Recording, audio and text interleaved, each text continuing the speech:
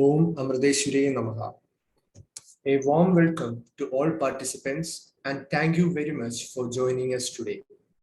I want to start by expressing our gratitude to our C20 Chair Amma, Her Holiness Mata Amritanandamayi Devi, for making this event possible. I would like to extend my warm greetings and welcome all our distinguished speakers and guests to this virtual event. We will begin with a prayer to create an auspicious start to this event.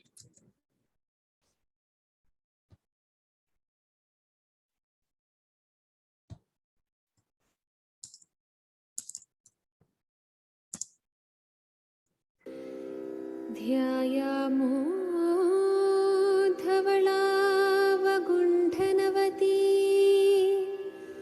तेजोमयीं नैष्टकीं स्निग्धां पाङ्गविलोकिनीं भगवतीं मन्दस्मितश्रीमुखीं वात्सल्यामृतवर्षिणी सुमधुरं सङ्कीर्तनालापिनी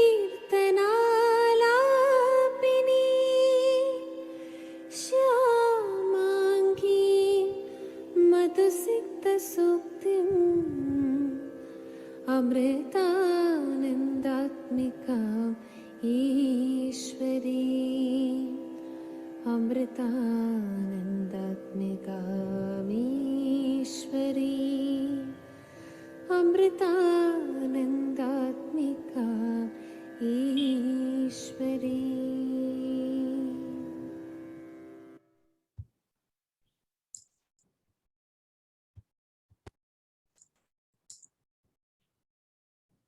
The Education for Life Global Citizenship virtual event organized by the Civil 20 Education and Digital Working Group brings together eminent speakers, change makers, and thought leaders in their field of expertise.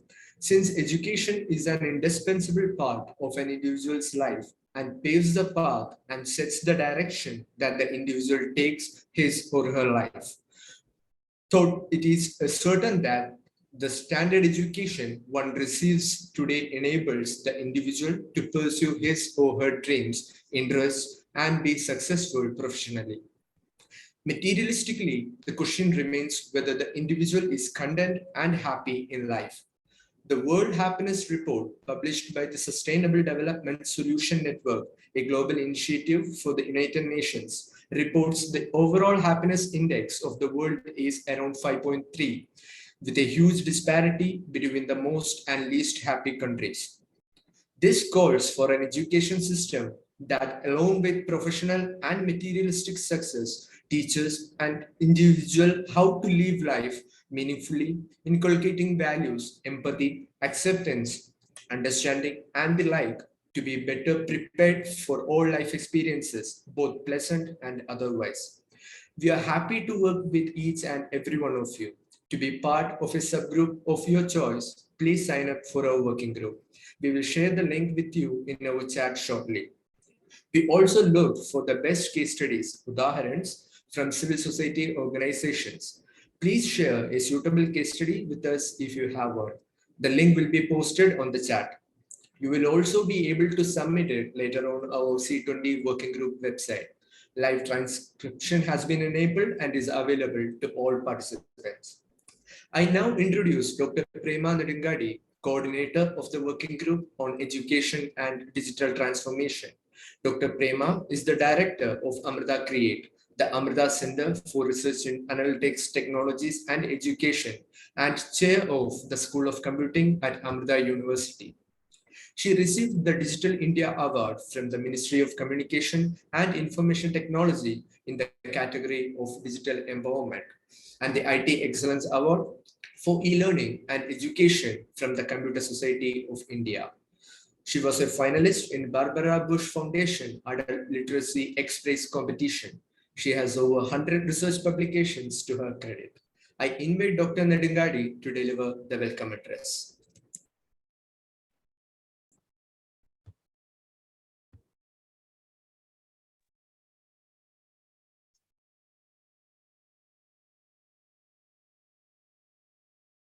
A warm and heartfelt welcome to each of you. We are privileged and excited to welcome you to this event. Our working group focuses on two important topics, education and digital transformation. The agenda for today, we would go over the C20 overview, the different themes, and then hand it over to our moderator. Going over education for life, global citizenships. The objective is to ensure that civil society voice and evidence-based practices related to both education and digital transformation are deliberated, discussed, considered in G20 discussions, and also translated to the G20 leaders' declaration as policies. We'll start with one of Amma's quotes. What Amma says is there are two types of poverty in the world. One is the poverty of love and compassion. The other is the poverty of clothing, food, shelter. If we develop love and compassion, then we will naturally start giving others food, shelter, clothing, and save them. Therefore, the poverty of love and compassion is the greatest enemy and must be done away with. And this particular sub-theme, education for life and global citizenship, is not only about creating awareness, but also about building students, building youth that have love and compassion. Based on our initial literature survey of the existing 5 years of Civil 20 policies, and also looking at UNICEF, UNESCO, OECD, some country policies, and then refining them further based on panel discussions and deliberations and other inputs, these are the main themes that we have come up with. At the top, we have education for persons with disability. This is one theme that has not exclusively been taken care of the way we have in any of the previous C20s. The second is learning equity, technology-enabled learning, and the future of education. Then we have skill development.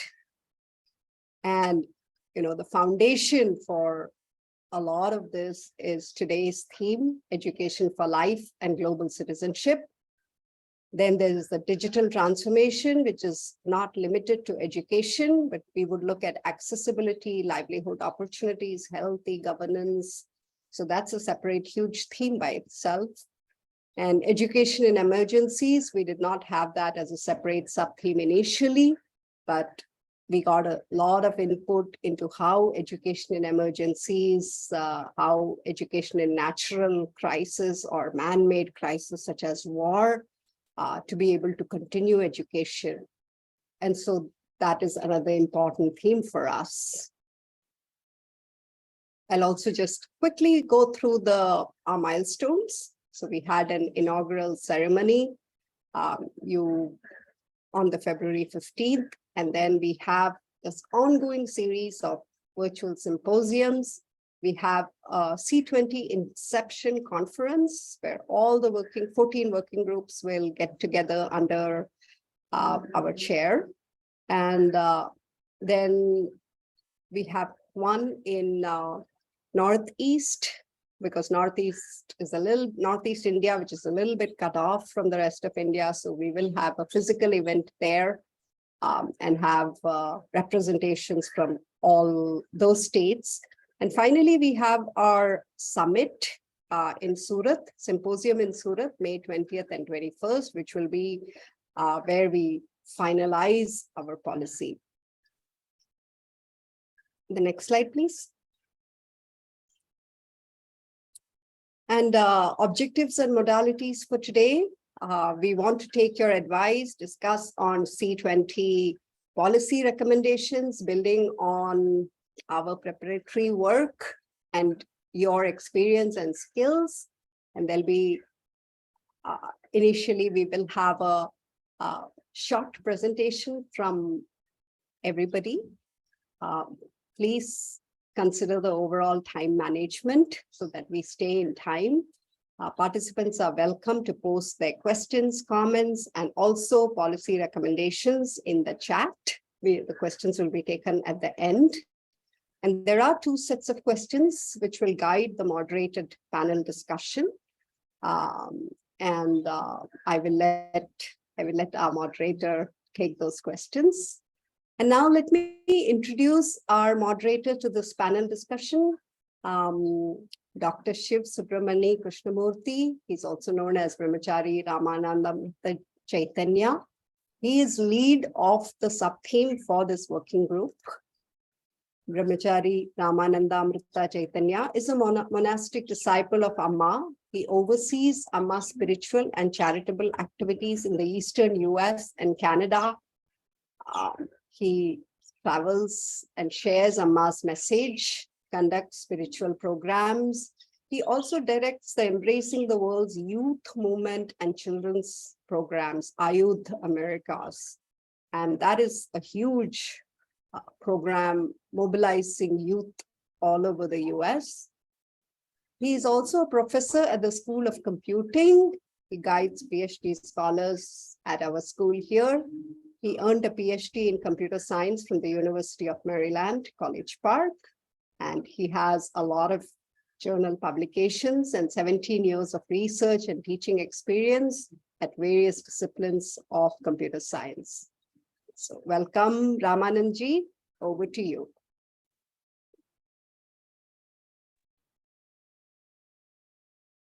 Thank you. Thank you for that generous introduction.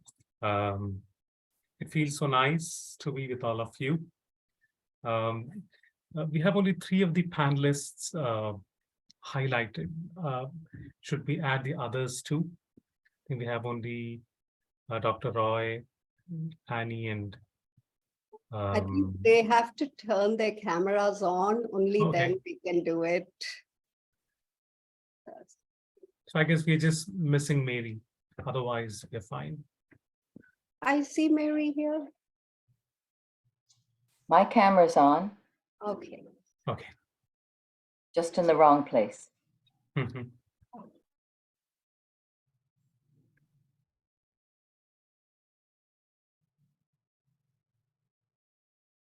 In any case, as she gets added, let's proceed. As Dr. Prema was giving us an overview of what we're trying to achieve today, I thought I'll just give a little more of the practical aspect of today's session that we have, the discussion panel. I'll begin with introducing each of the panelists, and as I introduce them, I'll invite them to make their initial remarks, the primary points that they would want to share, and the inputs that they would want to give. Following which, and overall, we are trying to focus on the 9 points that I've already shared with you, and for others who have joined us today, in case they aren't aware of it, I will just read out the 9 points and then introduce each one of you. As the MC mentioned about education being an indispensable part of individual's life, the focus of this particular theme is to see that the education system that we have, which helps us be successful both professionally and materialistically, we need to also make it part of an integral part of the mainstream education system to teach individuals how to live life meaningfully, to inculcate values like empathy, understanding, compassion, acceptance, and also to prepare the individuals mentally from within so that they can face both pleasant and unpleasant situations in life with a better attitude. So keeping that in our mind, we thought we'll begin with these 9 points, and discussions like today is where we would want this to evolve. So just to set a tone to today's discussion and set the starting point, I'll anyway read out these 9 points for those who are new to this discussion. The panelists, I guess, are already aware of these 9 points. We've shared it with them. I'll anyway read it out quickly.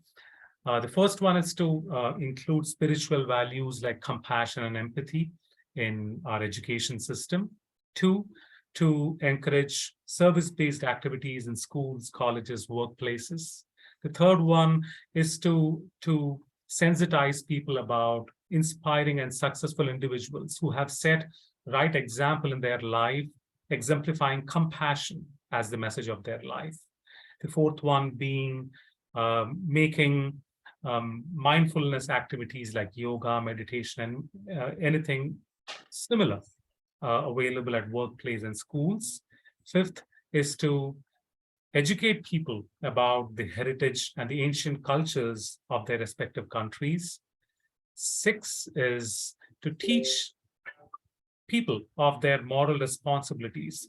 Better it is done at their young age itself. And then the 7th one, that of inclusiveness and acceptance, given we have a variety of things, right from race, religion, faith, traditions, genders, disabilities, and many more that we can list. And the 8th one being that of to sensitize people of the importance of every form of being in creation, to treat animals and Mother Nature with respect. And finally, with technology being integral part of life now, to how to address, overcome misuse and abuse, to use technology with discernment. So these are the 9 points we have set as the starting point to the whole process. So what we'll do as the initial part. Yeah, I see. For some reson they put you on. And I thought someone was saying something. Anyway, so what we're trying to do is I will introduce each one of you. I'm just going with the ascending order of your last name. And after I introduce you, I will let you speak for the next 5 to maximum 7 minutes, wherein you would put forth your inputs, your experience, your experiences that you've had to give us an idea from your perspective of what or how you think education for life becomes an integral part and is kind of an important thing as part of the mainstream education system that we should take it in direction of. So I will have each one of you do that, and the discussion you would have hopefully sticks to the 9 points that we discussed, or you can very well introduce a new venue, a new point, or new area that we need to focus on as part of this. And once each one of you is done with that, we will then move on to the discussion part, wherein we will try to get input from you more specifically on specific policy that you can suggest that we should work on to finally get the C20 policy document together in place. And we will then take questions from other participants in the session. So that will be more or less the sequence that we would follow. So as I mentioned, I will introduce each one of you as I introduce each one of you, you can then take your time, and then I'll introduce the next person. I guess that would be the best way to move forward. So as I'd mentioned, I'll do it in the ascending order of your last name. So we will begin with Annie Fraser. She's the founder and the executive director of the Montessori Partnerships of Georgia, United States. She has a strong passion for expanding access to high-quality Montessori education through a network of public and community-based Montessori schools. She holds a BA in English from the Oberlin College and MA in education from Stanford University. And she's also an AMI. She's received her diploma, the AMI elementary diploma, from the Bergamo Montessori Training Center and the AMI Montessori certification at the adolescent level 2. She has several years of experience as a Montessori adolescent guide and being an administrator at the Arbor Montessori School. And we feel Montessori school, the Montessori system, education system, literally, reflects all these 9 points that we discussed about. So I'll let Annie take over. Please,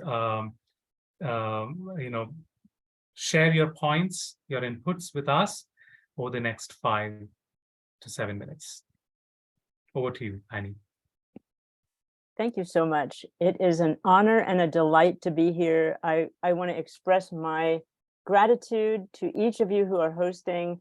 Thank you so much for the opportunity to be here today and to think with all of you about how we can make a world where education for children is not only preparing them for jobs, but also the process of education is inspiring, is joyful, and that helps every child reach their full potential. That's what we're going for here at Montessori Partnerships for Georgia. I know that's what all of you have in your hearts and minds as well. And so it's really exciting to be here speaking with all of you. I want to talk a little bit about how, not what's the content of the curriculum, but the way that we deliver or the way that we conduct education provides a curriculum of its own. And my particular experience of this as a child was in Montessori education and then in a traditional education system. I was a Montessori child from the age of 2.5 through 6th grade when I was 12. And then I transitioned into a large traditional public school for my middle school and high school years. And so I have experienced both a Montessori and a traditional education. And also through my studies of education, my work as a Montessori teacher, and now in a nonprofit that's working to make Montessori education accessible to everyone, I have some observations to share. I love the 9 points that elucidate how we can support children through their education, not just to learn the literature, the math, the science facts that they need to know, but how to be fully prepared to live a joyous and authentic life. I'll share a quote from Dr. Maria Montessori, who was the founder of Montessori education. And she, I just want to mention also, was very much influenced by the time that she spent in India as a training educator, but also learning from the wonderful teachers and children of the communities where she stayed. But this is what Dr. Montessori says about the role of education. It is necessary that the human personality should be prepared for the unforeseen, not only for the conditions that can be anticipated by prudence and foresight, nor should it be strictly conditioned by one rigid specialization, but should develop at the same time the power of adapting itself quickly and easily. In this fierce battle of civic life, a man must have a strong character and quick wits as well as courage. He must be strengthened in his principles by moral training, and he must also have practical ability in order to face the difficulties of life. Adaptability. This is the most essential quality, for the progress of the world is continually opening new careers and at the same time closing or revolutionizing the traditional types of employment.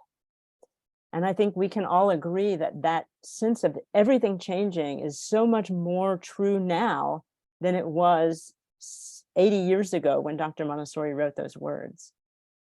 So how can an education prepare a child for a world that hasn't yet emerged?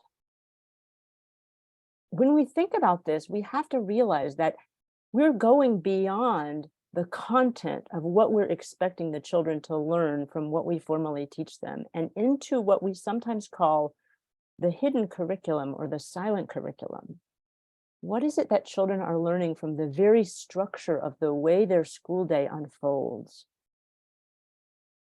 In a Montessori school, children come into the classroom knowing that they together hold a great responsibility for the functioning of that class. And it's not just because the teacher told them, you are responsible for the functioning of this class. It's because each child holds responsibilities for things that they can do, even at a very young age, to help make things prepared for themselves and for their classmates to have a good experience. So, for example, even in a class of children 6 to 9 years old, there might be 2 children each week who are the snack helpers, and they're going to plan the snack. What is the snack going to be every day? They're going to go out shopping to procure the ingredients for the snack, and then they're going to prepare that snack every morning for their classmates, enacting the plan that they made the week before for what each day's snack would be. There are mixed age classes in Montessori, so that children who are 3 years old will be in class with children who are 4 and 5 and 6. And what this does is it allows the children to not just learn intellectually about empathy and compassion and responsibility, but actually to enact it every day in their work. Because the older ones are seeing the little ones needing help and they're reaching out to help them. Somebody drops a box of beads and they scatter over the floor, and everybody comes hurrying over to help pick up those beads and put them back in the box. Another important factor of Montessori that those who may not be familiar with it would like to know is that children have freedom of movement and freedom of choice throughout a large portion of the day. So that instead of learning that when you're learning, you're supposed to sit still and stay in one place all day long, they're learning that learning is an active process, that I come into school and I choose what I'm going to work on from all the things that I've had lessons on recently, and I go to the shelf and get it and take it to where I want to work on it. I can work on it for as long as I want to until my soul is satisfied with that work. And then I'm going to put it away and set it back on the shelf to be ready for somebody else. And while I'm doing that, other people are doing their different work. And the teacher, rather than addressing the whole class at once, is working one-on-one or in small groups with children to give lessons, to inspire their joy and their interest in something new, and then to give them something they can do with their hands to deepen that knowledge and to make it their own. So the Montessori materials are another important piece of this.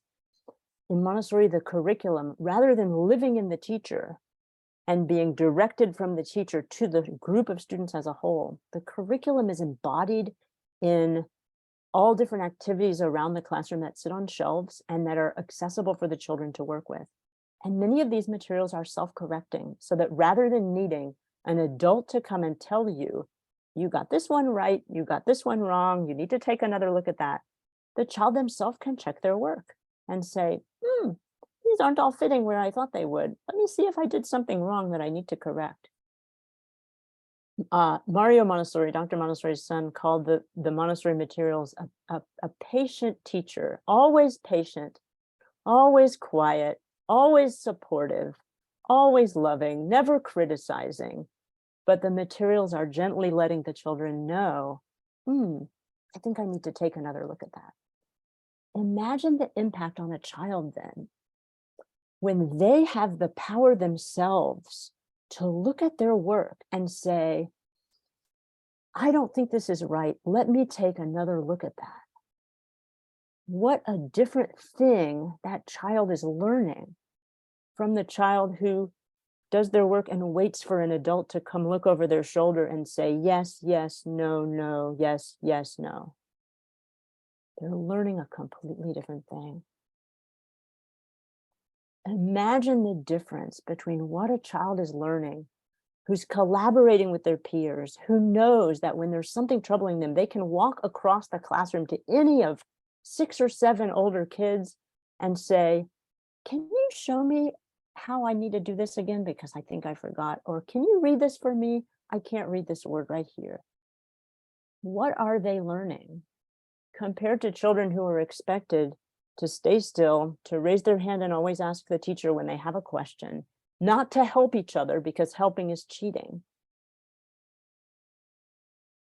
So all of this to say that Montessori education, and it's not only Montessori, there are other approaches to education as well that by their very structure and nature help to uplift the human qualities that we in this group are seeking to address.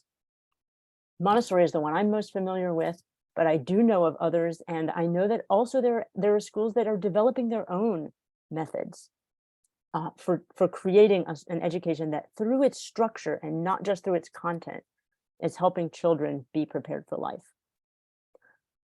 So I'm very excited to be here with you. I so appreciate the opportunity to talk a little bit about how Montessori education prepares children for life, for compassion, for empathy, for taking on responsible roles in society as they grow older, and not just taking on roles in the society they find, but I know that Montessori children grow up to create the society they want.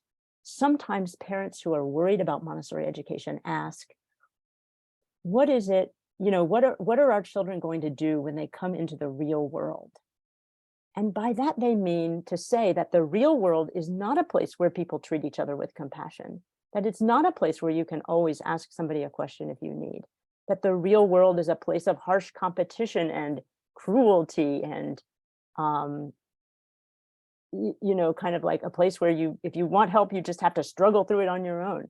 And my answer to that is always, our children are building the real world. They will come out into the real world, and first of all, they will seek the places that meet the moral qualities that they have been used to and that they now look for in the world. And if they don't find them, they will create the communities to transform the real world into a place where people are compassionate, are reaching out for each other, are respecting other humans, are respecting the amazing qualities and gifts of the natural world. Our children will create the kinds of communities that they want, and they will transform the real world.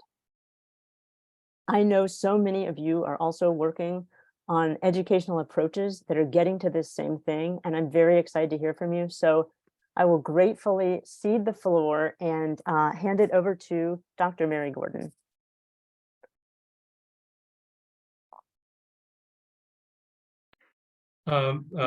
Before I let Mary speak, thanks for your input. Some of them are quite profound. I guess some of your points directly, aim at how the recommendations that we give as part of the policy that we develop should be. The emphasis on structure, not just on the content, which is something we can definitely focus on when we make the recommendation. And actually, the point you made, you quoted Dr. Montessori's point wherein she says, how can the education prepare a child for a world that hasn't yet emerged? Quite a profound question, actually. And I kind of discussed something very similar, or my discussion with Mary the other day when I had a session with her, Zoom call session. She was telling me how the whole world is such a mess. We have so many problems that we hear in the news. And she was very clear on one thing. She said, I guess you were mentioning you were giving a talk somewhere, right?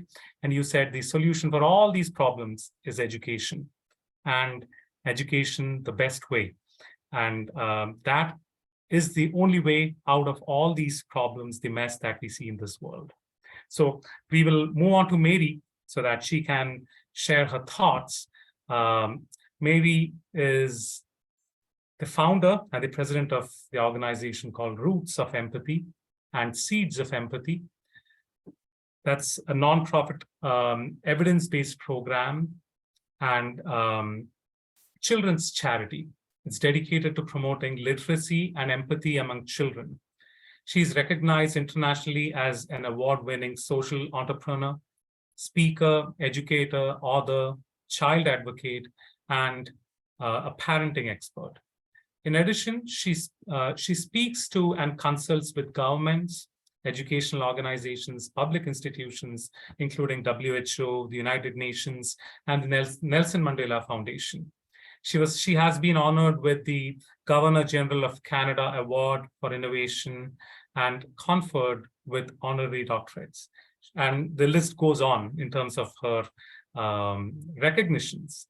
I just thought I'd just keep it brief so that we hear you more than me. So over to you, Mary. Thank you very much, Ramagi. I appreciate the introduction and I loved our conversation. Also, hello panelists, fellow panelists. I'm very much looking forward to our conversation, and what a great warm-up we got in our very first presentation from Annie. And thank you, Prima, for setting the tone, which I think we all fit into like a glove. So thank you very much for that. And also for the reaching back to Mata's comments and her philosophy. Particularly, I was touched about the poverty of love, because in Roots of Empathy, we always talk about the poverty of empathy and the poverty of relationships. So I think we're in fine harmony, all of us here today. And just a very quick backdrop on the work that I've been involved with. Starting as a school teacher 100 years ago, I had a number of organizations that I started up, all based on love in the family, all based on the power of the home to help the child. But without the partnership with education, it doesn't go too far. I feel that of all the institutions in the world, education, as Ramadan was saying, is the most important. It is the ministry of peace. It is the ministry of hope. It is the ministry of justice. So I think we're all much of a mind here. I guess the thing that I would like to speak about is that we have a crisis of connection in society. And this concept of education for life will help us find one another, because we really need to consider the foundational literacy of life. Generally, we go to school.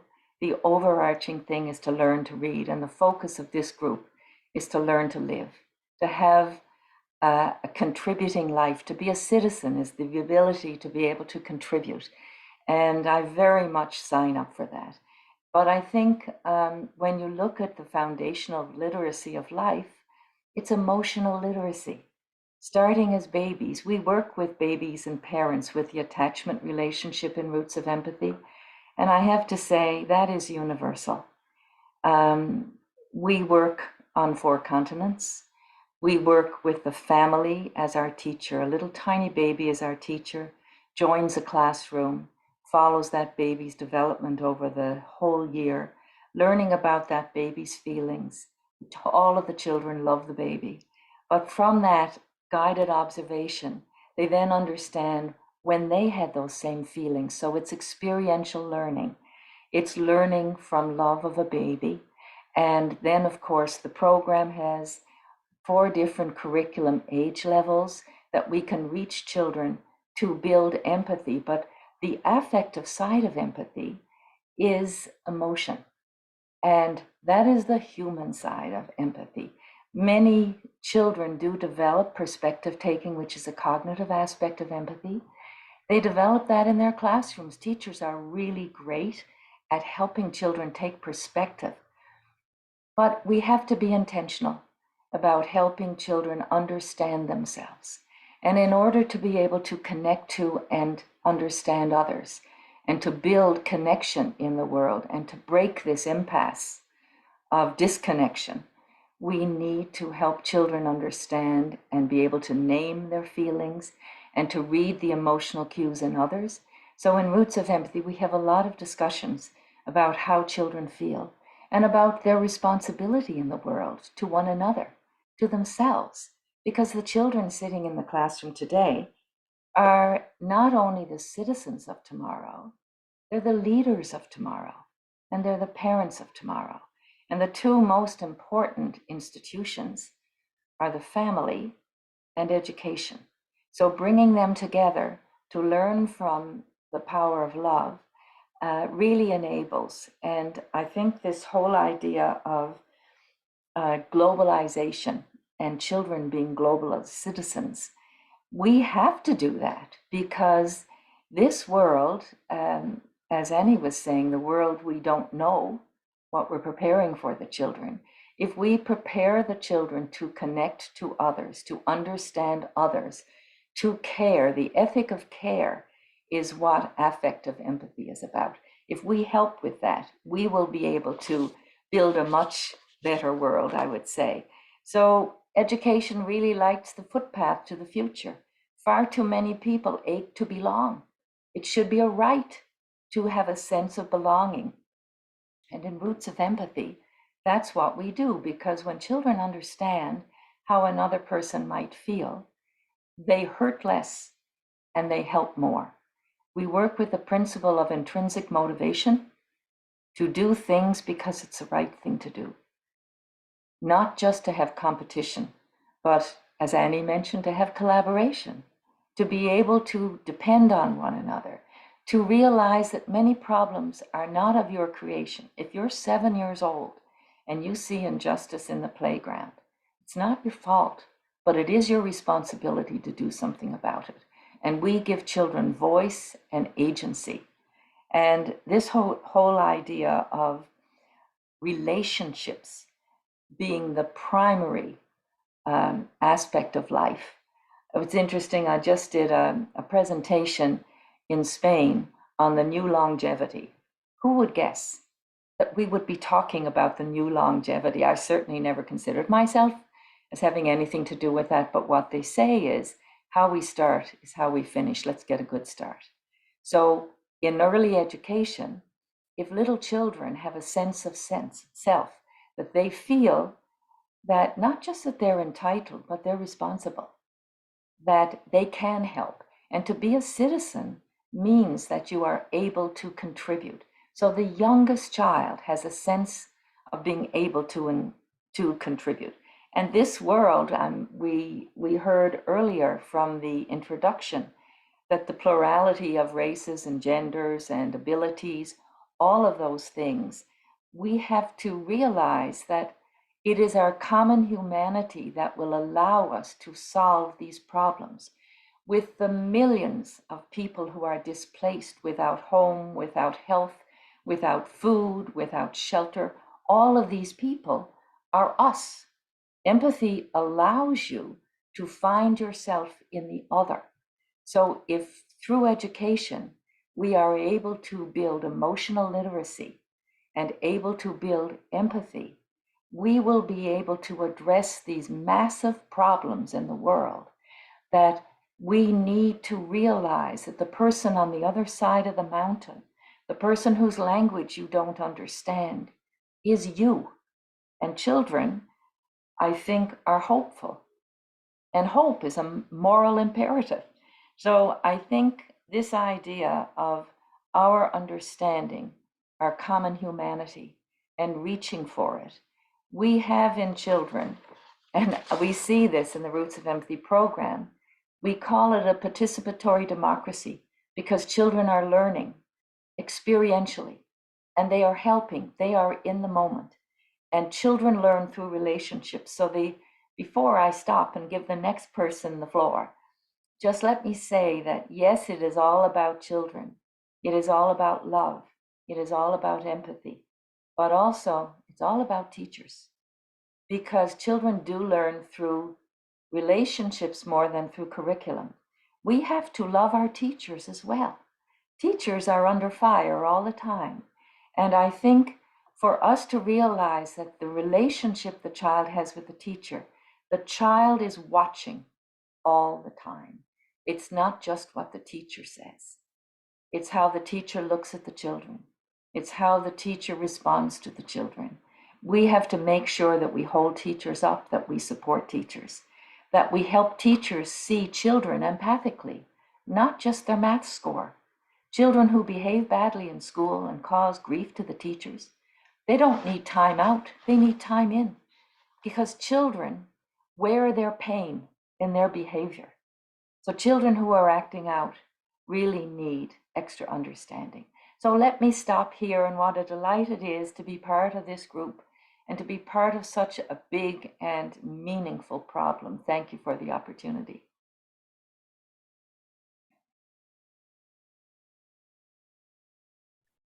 Thank you, Mary. I see that you have stressed on the point of the family and the home playing a very important role.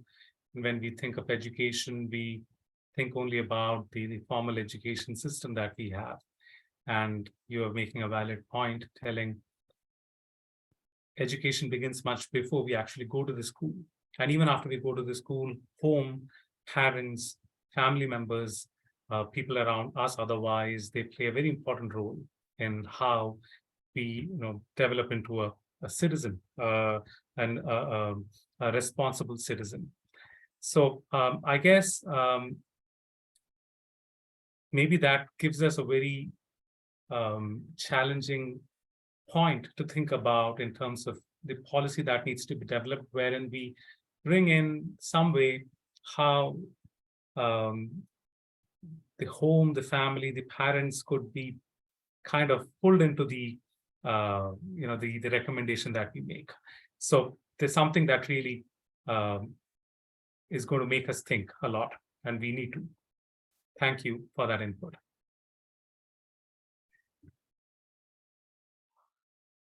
We will now move on to the next panelist, Pooja Mahajan. I should first apologize to her that we got her title wrong in the graphic. She's actually the Director of Education at PETA, India. I guess all of you present in this session are quite aware of the organization, People for the Ethical Treatment of Animals. And members of this organization are so passionate about the whole cause of this organization. That's very inspiring to see. So Pooja is the Director of Education and the Youth Outreach at PETA, specifically in India. She's completed her BA Honors in Economics from the Hansraj College, Delhi University, and the Masters in Business Administration, MBA in Marketing and Finance from Symbiosis Institute of Management Studies in Pune. With a work experience of 23 years in the corporate and development sector, she has worked in the field of animal rights for over 15 years now. At PETA, Pooja is responsible for promotion and integration of its humane education program, Compassionate Citizen, into the official curriculum of schools across in India. So she works she works across the board with different forms of administrative and NGO organizations so as to make this happen. So Compassionate Citizen is a free and award-winning program designed to help children better understand and appreciate animals. She also heads the youth outreach program for college students too. Pooja conducts workshops for children and teachers in schools. She networks with government officials, including school boards, namely Central Board of Secondary Education, the biggest school board in India, and the Council for the Indian School Certificate Examination, ICSE, again, another major school board in India. And to get their program include in the official school curriculum, the importance of teaching students about animals and their attitude towards animal and how do we treat them. She also works for the textbook board like the NCERT and to help them design lessons, lesson plans, activities, and worksheets with a view to sensitize students about various animal right issues. So over to you, Pooja. your few minutes of inputs, please. Thanks. Thank you so much for having me in this very, very beautiful panel. And I just wanted to bring across the three main points that we would like to, give as a recommendation. Firstly, our most important point, like you already have specified, we have this humane education program that is called Compassionate Citizen. It's designed for children in the age group of 8 to 12 years to be kind and compassionate towards animals. And there is a very important reason why we, selected this particular age group, because we found that, this is the age where children actually understand that cruelty is wrong, and at the same time, they are able to understand how they could correct their actions to be kind and compassionate towards animals and also protect the environment. Hence, we decided that, we'll reach out to the children at a very, very young age. So this program was designed by Peter, and we've been running this program for over 22 years now. And, we've seen a lot of transformation after the children have actually used the program. The toolkit is designed for the teachers. It has various worksheets. It has an interesting film, and in a very simple way, it teaches children that they need to be compassionate towards animals, because animals are just like us, living, feeling beings just like us. And we believe in telling them about a very simple golden rule that we say for animals. We say, do unto others as you would have them do unto you. So we use various examples to help children understand that to put yourself, if they could put themselves in the animal's shoes and view things from their perspective, then they would be able to relate to what the animal is going through. So that's one aspect that I would like to add. The second aspect that we talk about in schools, and we believe is very, very important and is often gets missed in textbooks also, we talk about climate change and various factors which contribute to climate change. What gets missed is the fact that animal agriculture, animals raised for food, through the meat, egg, and dairy industry, it is a significant factor which contributes to the climate crisis and to global warming. So this is something which needs to be addressed and needs to be entered into somewhere in the textbooks, in the curriculum, so that children understand that this is also one of the factors that is contributing. So could I, probably if I change my food choices, then maybe that could be one of the ways in which I would, be making a difference to help combat climate change. So that could be one of the things that they could consider. And the third most important thing where we believe that, information gets lost is to eliminate speciesist content in textbooks. Now, what speciesism is basically, it's a concept where, humans believe that they're superior to animals. And this is something that which we want to end. We want our kids to understand that animals are just like all living beings. They should not consider themselves to be superior to animals in any way. And they are just one amongst us. So simple things that, it's like if we help them understand that animals are just like them, they too have feelings just like them. And if they can place themselves in their shoes, then they are able to get a different perspective and are able to react to a situation in a different way. So I'll give you a simple example that, when we address animals by using the word it, we eliminate them from us, we're creating a differentiation. But the minute I address an animal as he or she, the animal becomes inclusive. Another simple example I can give is that, we address dogs on the street as strays. Why do we call them strays? Why can't we call them community animals? The minute we change the word to community animals, they become inclusive.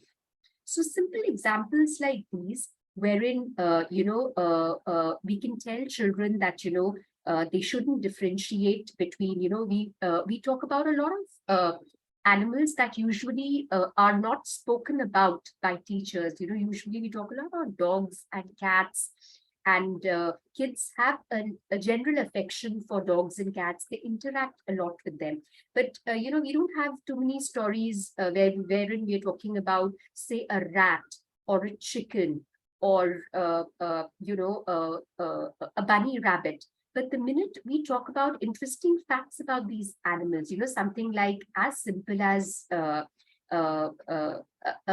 chicken, a mother hen, she actually sings to her babies in her womb to keep them calm. Such a simple, basic fact that a child can relate to. Or something, as simple as when rats giggle, the sounds that they make, they sound like a human being giggling. So it's a very, very simple fact, but it instantly connects with the child. And he understands that, oh, really, a rat and a chicken is quite similar. So why should I differentiate between, a dog or a cat or a rat or a bunny? And then we believe that, when they are a little older and they're able to understand how actually animals are used by us in various ways, be it in the food industry, be it for entertainment, for experimentation, for rites and ceremonies, how they would be, in a better position to be kind and have a feeling of compassion towards other animals too, and make informed choices in terms of their food habits. You go to alternatives like not going to a zoo or a circus that uses animals, going in for a wildlife sanctuary, watching documentaries, doing simple things in their own capacity, maybe feeding community animals, and doing simple activities which show acts of compassion and also instills values of compassion in them. And we strongly believe that children who show acts of compassion towards animals will definitely grow up to be kinder and more compassionate adults. I won't take much of your time. Those are the 3 points I wish to highlight. Thank you so much for having me in this panel. It's indeed my honor to be a part of this. Thank you.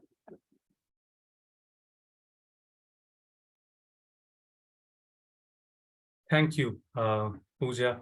The golden rule that you mentioned, do unto others as you would have them do unto you.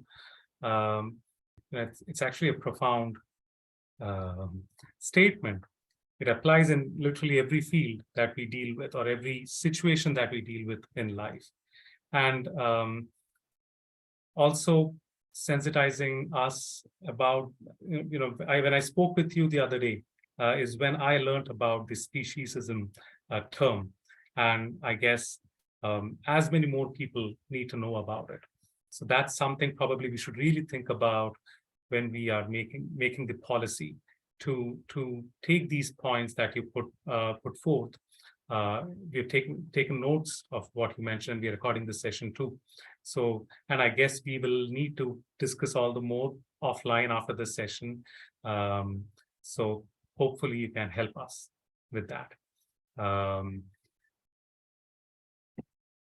We will, so all this while, I think we've gotten, a wide spectrum of inputs ranging right from, the Montessori point of view to empathy and family, and then inclusiveness, with speciesism being the central point.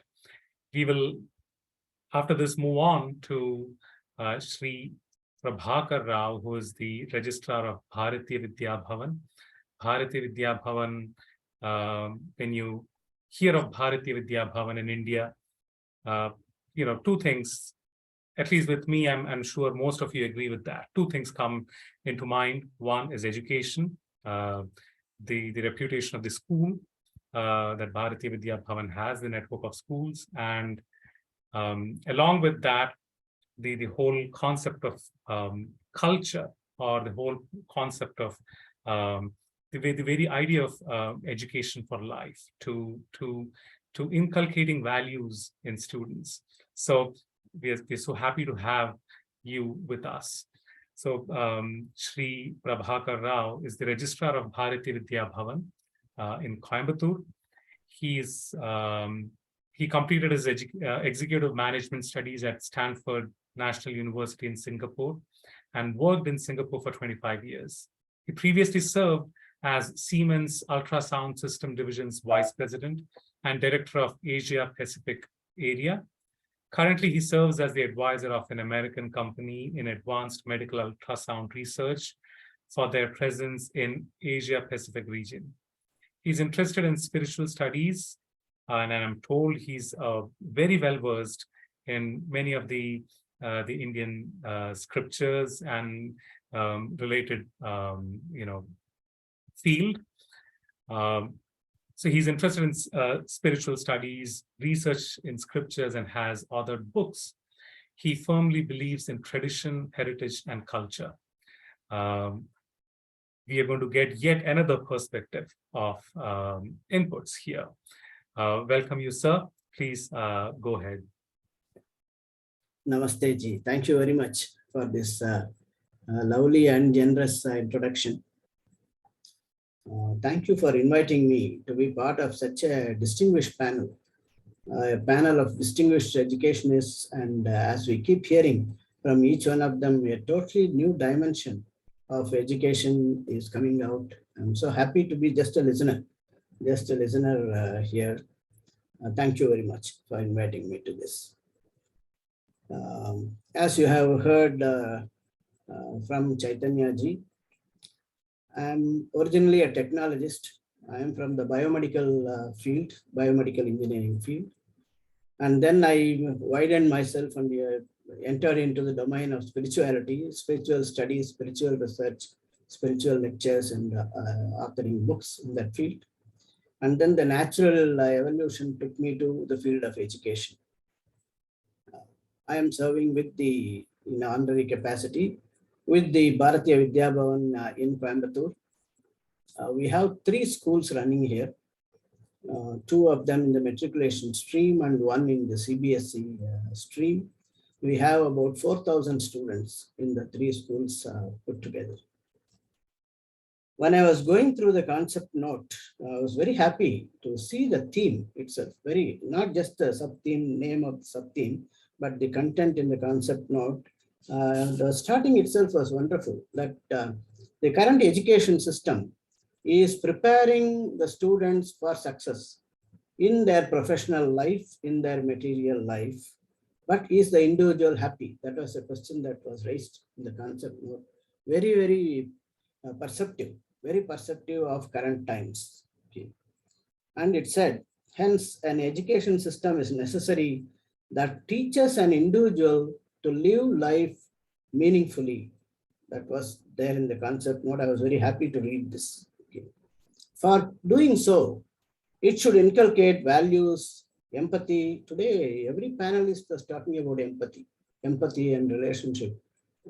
Because I think the core point is coming out very clearly. So to create an education system which helps an individual to live a meaningful life, the concept note rightly brought out that it should inculcate, the education system should inculcate values, empathy, acceptance, understanding, etc. Let me now go into what we do in Bharatiya Vidya Bhavan, just to share some of our practices, best or whatever they are. I think we follow Swami Vivekananda's ideals of man-making education. One of the quotations from Swami Vivekananda was, education is the manifestation of the perfection already in man. He very strongly believed and believes that the man is a perfect divinity. He has divinity in him. There is perfection in man, and it is hidden, it is covered, it is layered, and education is to bring out this, to manifest this perfection. And he also said, we want that education by which character is formed, strength of mind is increased, the intellect is expanded, and by which one can stand on one's own feet. And these are some of the key guiding principles we follow very closely. What we realized is that the standard education system is creating or helping students to become excellent academically. So it is focused towards or aligned towards academic excellence. Then we said, no, we have to add the other half to it, that is human excellence. So our education system here is academic excellence plus human excellence. Now, what is human excellence? That question can come up, okay? The definition for the human excellence is to help the student to be the best that he can be or she can be in every situation in life, not just in the student phase of life.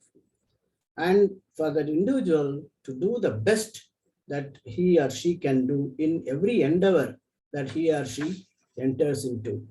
That is human excellence as we see it. So what we have done is that the way we educate our children, our students, is to help them to excel academically and to help them to excel as human beings, So we have created a department of human excellence. And the vision of the Department of Human Excellence is to unfold the latent spark of excellence in every student so that they realize their true potential in their lives. In short, we have a motto here: empower the youth to enrich the nation. That is a motto we have very boldly written in all our schools, and our children look at it every day. More importantly, our teachers look at it every day. Empower the youth to enrich the nation. So that empowering the youth is our job as the management of the schools, as the principals of the schools, as the teachers of the schools. It is our job. And the Department of Human Excellence gives a very high focus on this. There, what do we do actually? That is the vision, it said. We impart Indian culture, ethics, values, and spiritual principles. We impart this in a very systematic manner, in a structured manner over the years to those students. We start with personal values, then we take them up to family values, then we take them up to social values, then we take them up to national values, professional values, then global values.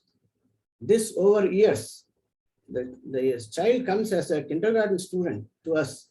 The parents are entrusting them to us for 14 years. Then we take them all the way to 12th standard or +2 or A level, whatever you call in different systems. So many years the child is with us, and we take those children through these steps of excellence as a human being. So we have structured courses. Many from the Amrita University, many distinguished learned people from Amrita University also come and give lectures in our school to our children in these courses, also from other such institutes. Okay. Some of the activities we do, I again don't want to take too much of time. Some of the activities we do very much in line with the 9 points of the concept note.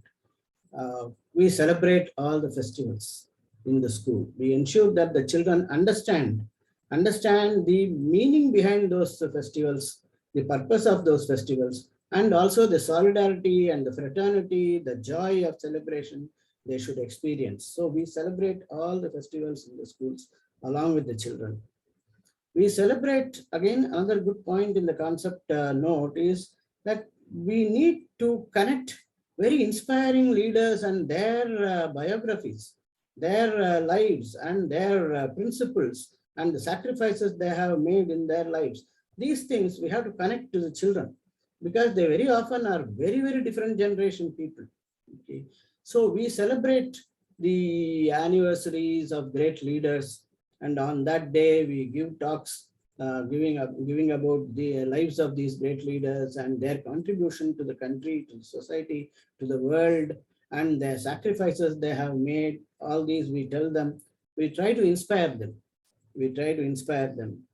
Then we conduct the Teachers' Day, the Science Day, Maths Day, Education Development Day, so many different days. It's a very celebratory type of education system we have.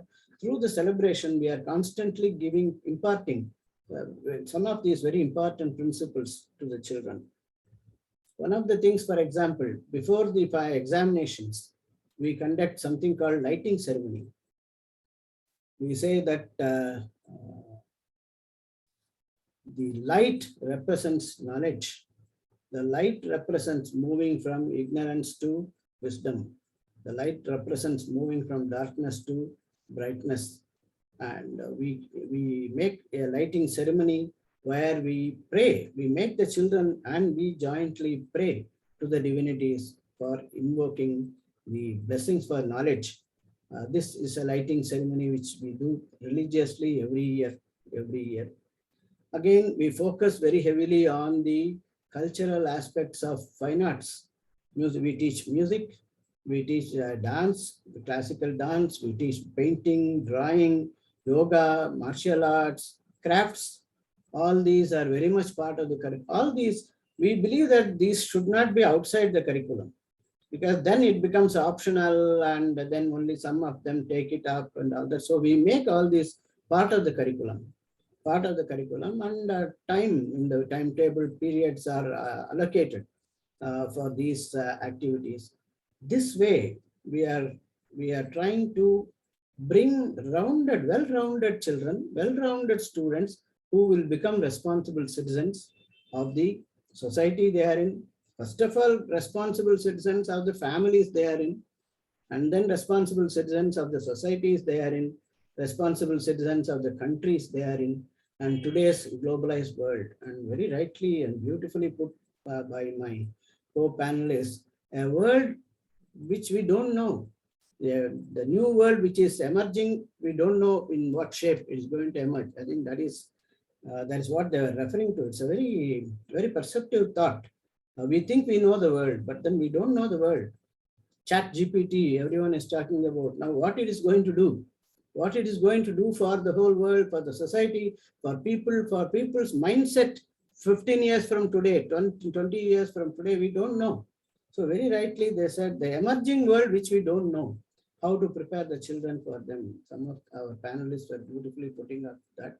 So we believe that strengthening them will help them to face unforeseen circumstances, unforeseen developments, basically strengthening them. It's not, we are not prophets. None of us is a prophet to foresee what is going to happen, what is the new world which is going to be, but we can strengthen them to face it. We can strengthen them to face it and also succeed in it from both academic excellence, and also with human excellence. This is the way we look at things. At the same time, we ensure we have another slogan which we follow: modern in outlook, yet firmly rooted in tradition. We want to teach the children robotics. We want to teach them artificial intelligence. We want to teach them the latest surgical procedures. We want to teach them the latest in space science. We want to keep them in touch with the latest developments in the world of science, in engineering, in technology, in other soft fields. At the same time, we want to hold them well grounded in the culture, in the values and ethos of the societies that they are part of. These are some of the things I wanted to share as to how we think about the education, a complete holistic education, how it should be, and what we are doing, what we are trying our best to inculcate in our students. Thank you very much for this time and for giving this opportunity. Thank you. Thank you very much, sir, for sharing all those valuable thoughts. You know, you started with Swami Vivekananda's quote, "Education is the manifestation of perfection already in man." That, again, is a very profound statement, something that is more or less the very foundation of this theme that we are, trying to explore and try to concretize policies related to this. And I also feel that the point that you made about be it festivals that you observe, or anniversary of great leaders, or even arts, be it dance, music, martial arts, everything, rather than having them as co-curricular activities or an additional activity in addition to what the learning that you have in school, they should just be part of the education in school. So they shouldn't be seen as an additional thing. So something definitely we should try to reflect that in our policies. We'll definitely keep in touch with you to get further inputs from you as we try to frame it. Thank you, sir. Thank you. Thank you. And then we'll finally move on to the last of our panelists. We're going by the order of the ascending order of last name. So in no way you're the last panelist, last but not the least. It is Dr. Bidhan Chandra Roy, who is the founder of Words Uncaged. It's a very inspiring organization, or the whole idea of the organization is so inspiring. First, let me read out the bio I have of Dr. Roy. He is the faculty director of the BA programs at California State University, Los Angeles. He received his PhD from the Goldsmith College, University of London. Dr. Roy founded the Words Uncaged and the Pause for Life program at Lancaster State Prison, Mule Creek State Prison, and CMC Prison. These programs provide platforms for men sentenced to life in California prisons to have a dialogue and critically engage them with the world beyond the walls, the prison walls. Personally, when I first read about you, I learned about you from Dr. Prema. The first thought that came in me was, how did you even, think about doing this, in the sense, there's something, it seems that it would take a lot to do something like this. So I really feel very inspired, and I greatly appreciate that you didn't just think about it, you actually put it into action. So I personally am really eager to listen to you. I guess all others in this session are too. So please, over to you, Dr. Roy. Thank you so much for that kind introduction. And I echo everyone else to be honored to be part of this as well. So I'll talk a little bit about the work I do in prisons, and then I'll try and connect it back to some of the themes that I've been listening to. And it's really been wonderful to be able to hear everyone speak. So there's kind of two roles I play in my work. One is as the director of our prison education program, which is a formal education program. We have BA degree, the same degree as you would get on a campus, now in 3 different prisons in California. And they were the first degrees ever in a prison in California, a face-to-face degree. So that's the kind of formal side of the educational process. And then Words Uncaged is a nonprofit that I started to be able to serve more people who are incarcerated.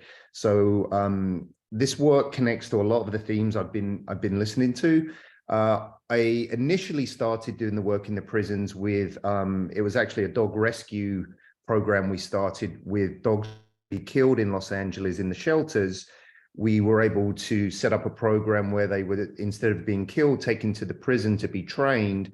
And this process of relating to the animal, most of the people in our program have been incarcerated for a long time. So to touch an animal after 30 or 40 years was a tremendously overwhelming experience for many of our participants. And from there, I started, I'm a literature professor by training, my PhD's in literature.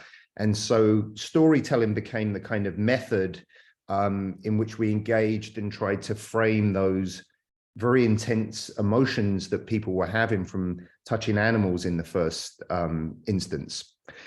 So what I kind of came to see from this was, and I think it's probably true globally, but I'm going to specifically talk about California, which is the specific knowledge I have. But I think this is true of prisons around the world. The people that participate in our programs are essentially people that have been thrown away by society, and prisons in California are in very remote places, and so there's a kind of physical separation that happens there, but that separation of course is much more than the physical separation of putting human beings away from everyone else. As many of you probably know, in California, we have a very significant issue with gang violence in our cities, particularly in Los Angeles. And so most of the people in our programs are in maximum security prisons. So everyone has committed a significant crime to be where they are in our program. Nearly all of our participants have committed murder.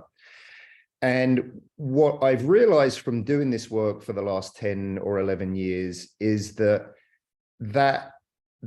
extraditing or throwing away or disposability of human life happened, of course, much earlier than when they ended up in prison. Most people that we deal with, because of racism, poverty, these kind of issues, were disposable from the minute they were born.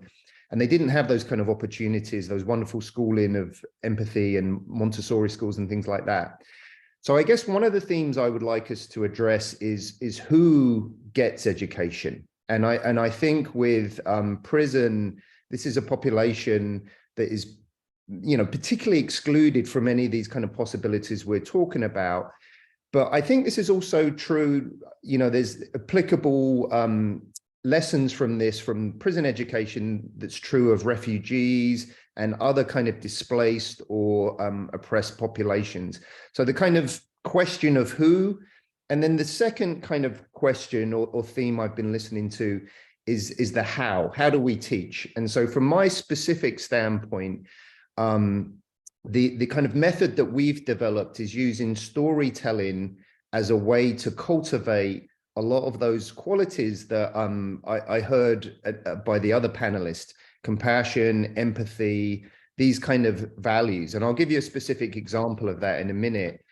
But one of the kind of lessons I've learned from doing this work, and we have this saying that hurt people, healed people, healed people.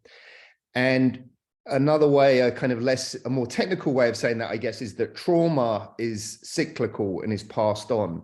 And if you don't have some kind of intervention through compassionate education, then this trauma is just replicated. So in the situation of gangs in Los Angeles that I work with, many of our people in our programs, many have the death sentence. We have a program in Texas now as well, on death row in Texas, and many have life without parole sentences, meaning they're sentenced to die in prison.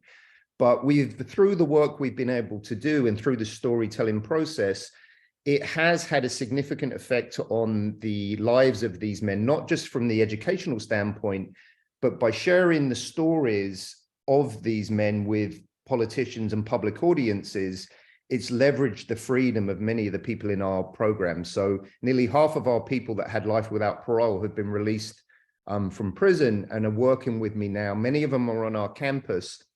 And the idea that we're using education for is when you can transform someone that's come from a marginalized population, those are exactly the kind of people that can transform their community in a way that I can't do.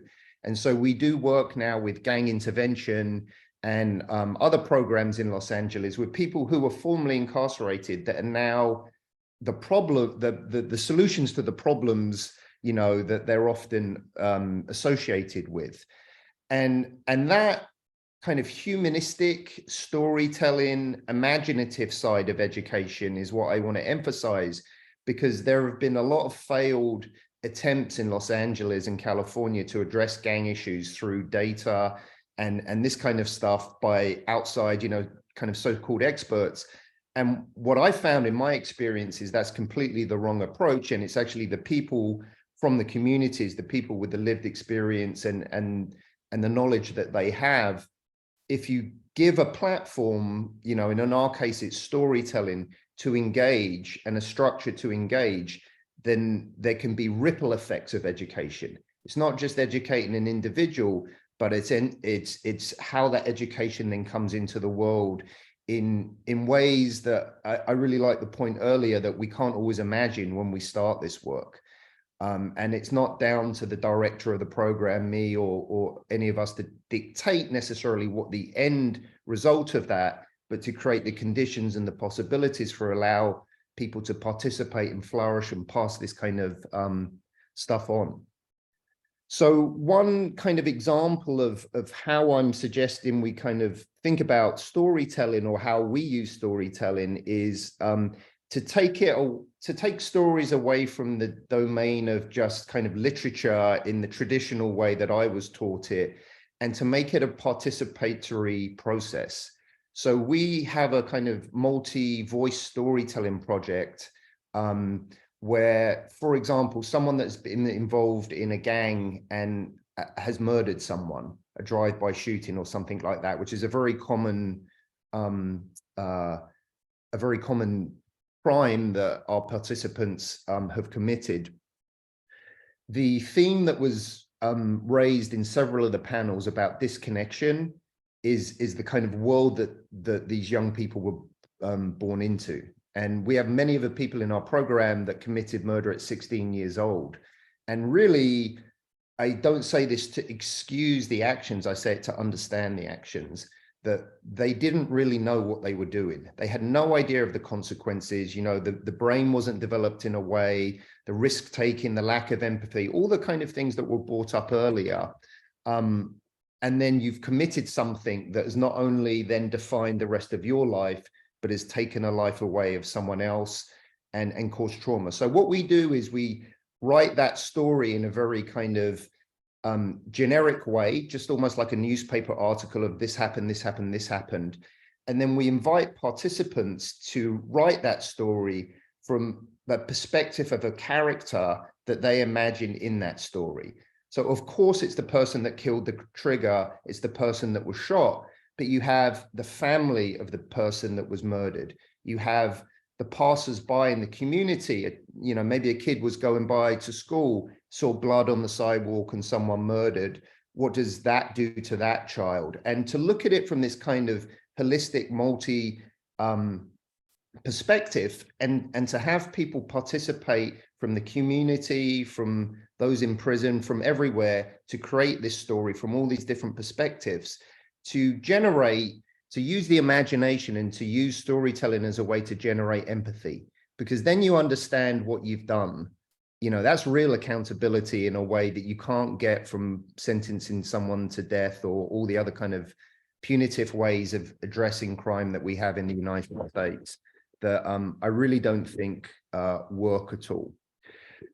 So I guess the two kind of things I would like to emphasize is, of course, children are the natural point, and the kind of when we think of education, we think of educating people when they're young, and I certainly want to support that, but also to kind of raise to bring into the room those that didn't have that, and that are adults and that have been left behind by that system. And people are not disposable. People can change at any moment in their life, and adults as well as young people have the possibility for transformation through education, and that has ripple effects on their children, on their community, on all that kind of stuff.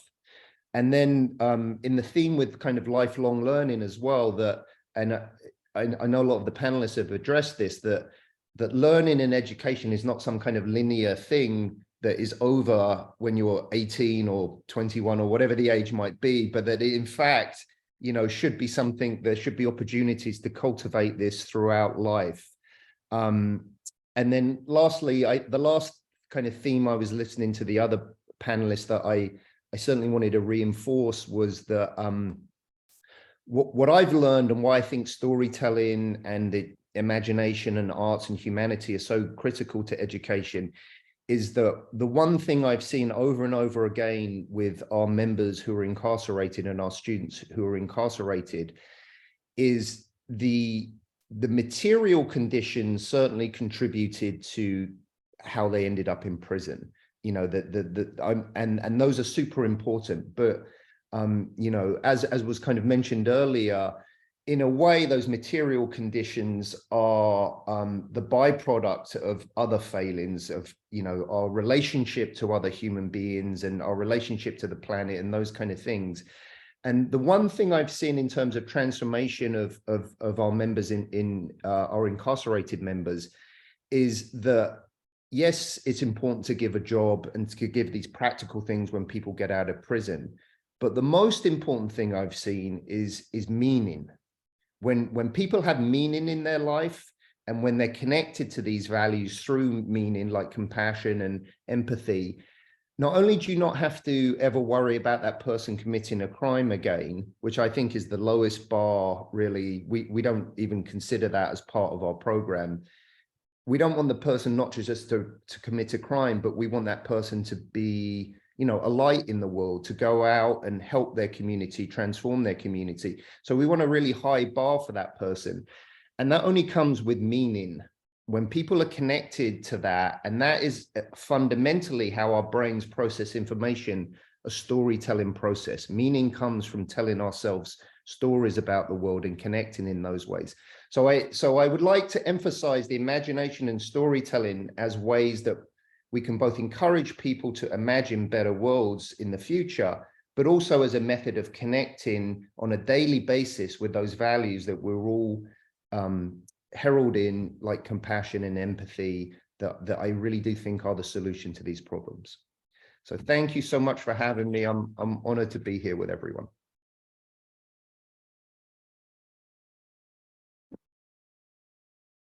Thank you so much. You've rather brought in an altogether a new perspective that we need to really explore, because, you know, as far as the concept note is concerned, we actually started with 8 points. And as our team was exploring various organizations to collaborate with, we came across the name of PETA came forth. And that's how the 8th point came in, telling this is something very important we need to have. We added that and then contacted the director of PETA here in North America. And thereafter, a couple of hops, we reached Pooja. Similarly, I think your point of vulnerable population and the all the more important question of who gets education is probably opening up the venue for having a 10th point in the concept note, is what I feel. So would you have any suggestion? Let this be the question in terms of what we were discussing about specific suggestion of how that 10th point should be, other than the 9 that we have. And in addition to that, before I let you answer, while you were speaking, Prabhakar Rao, one of the panelists, he just put in a message in the chat. He was saying, taking the students to old age homes, orphanages, and such places on a visit opens their eyes to the suffering existing in the world, and the compassion starts oozing out. Many of them then want to do volunteering. So he was just adding the point when you were speaking. So the point to you is that, the question to you is that, how do you think, or what do you think should be the 10th point, taking this whole perspective, the new perspective that you put in? That's one. And also there's Pragya Tiwari, who put in a question for you, asking, what if a person has no hope of remorse at all? So you could take the question, either one first. probably can take her question first and then get to the thing. You needn't give us a very concrete 10th point, but if you can give us a direction now so that we can think about it and then discuss with you, get the 10th point on. Okay, thank you. I'll address the second question first, if that's okay. Sure. I might need time to think about the first one. The first thing I'll say is, so I've been in worked in prisons, and I'm in prisons more than I'm on campus. So I spend 20, 30 hours a week in prisons for the last 10 or 11 years. So I've met thousands of people who are incarcerated, and I have never met anyone who is not capable of remorse and transformation. I mean, I think it was like the earlier point that was made that we have this sort of perfect divinity in everyone. Now it's more hidden sometimes in prison settings when, but even recently in our new program in the women's prison, we have, probably you're familiar with Charles Manson. We have two members of the Manson family are in our program, and those are often held up as these kind of these cases of people that are the kind of extreme cases, as a global symbol of doing harm. And those people have transformed themselves and have considerable remorse. And I think the way to do that is to cultivate opportunities for people through those kind of processes I was telling about, where you have these multi-perspective storytelling initiatives where people are invited to imagine an event through someone else's eyes and tell the story in that way and really engage with that. And it becomes impossible at that point. If they're willing to start that process, it becomes impossible to end that process and not have remorse, empathy, regret, all those kind of things. And then for me, the question is, rather than, so I think everyone has that potential. I don't say that everyone necessarily goes through that door. That's a kind of separate question, but everyone has the potential.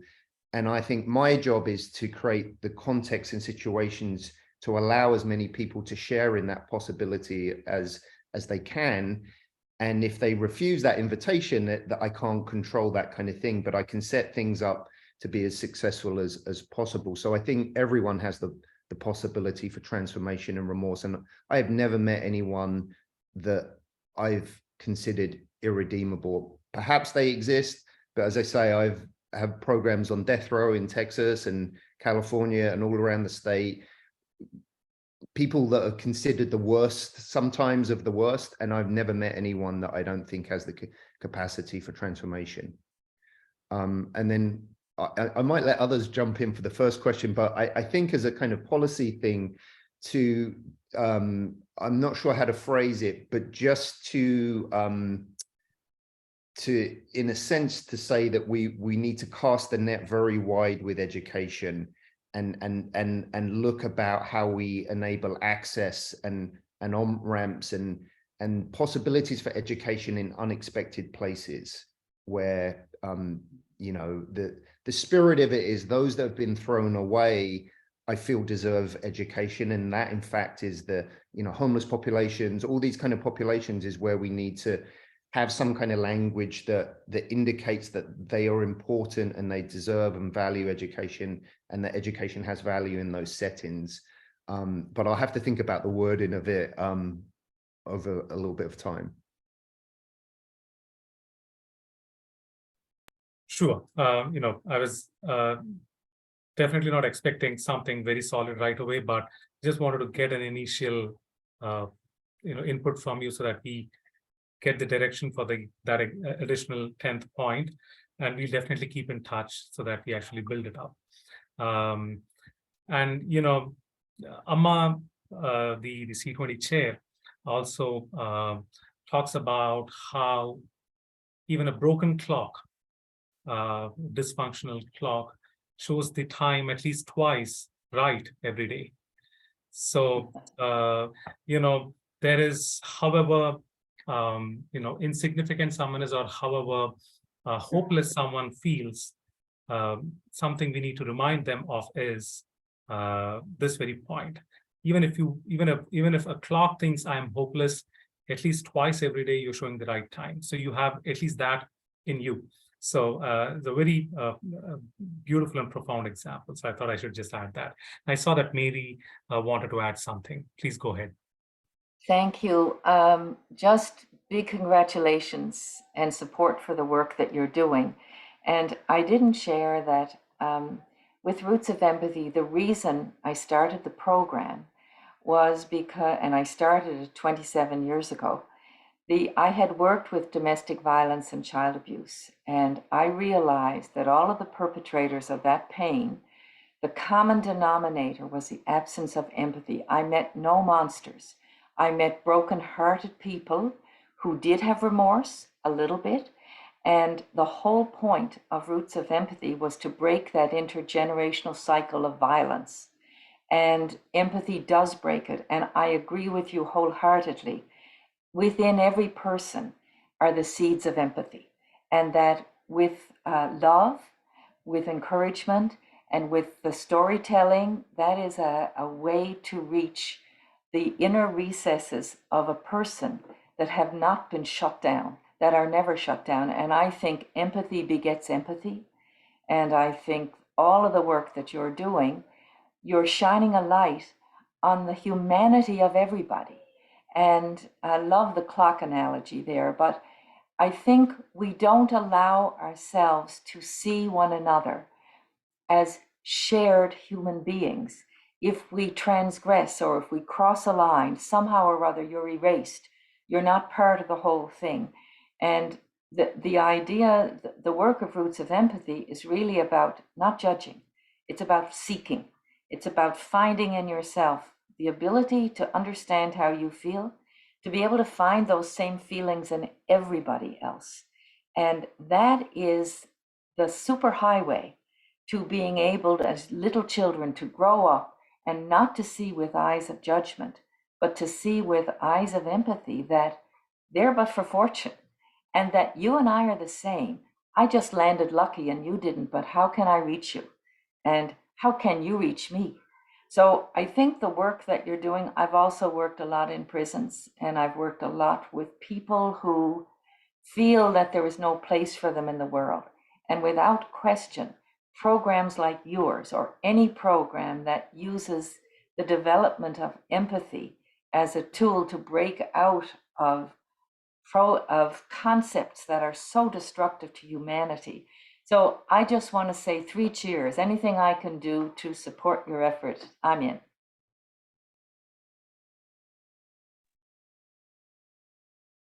So nice to see collaboration building already. Before you mute your mic, Mary, there's, I think, one question that was directed to you, and I'll probably add my own twist to it too. So the question asked to you was, don't you think educating parents is far more important than educating kids of empathy and common humanity so that they can understand their kids better? That's the question.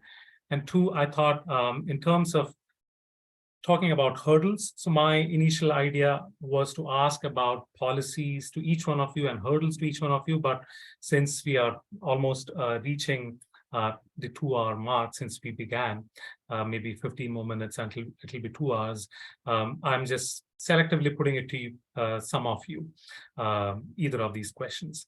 So if you could, after answering this or along with answering this, if you could also think about, you stressed about home and parents, their role. What do you think is the hurdle per se, or the challenge per se, when you're really trying to marry education system and home?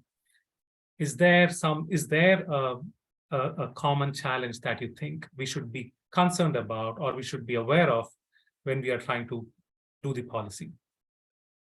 Thank you for the question. And yes, I think parenting education is important, but we have to be careful here because we don't want to patronize or feel that we have the right answer and that parents don't. What parents have as an advantage is they will lay down their lives for their children. And that kind of a dedication is something we don't have in education. So we got to respect that.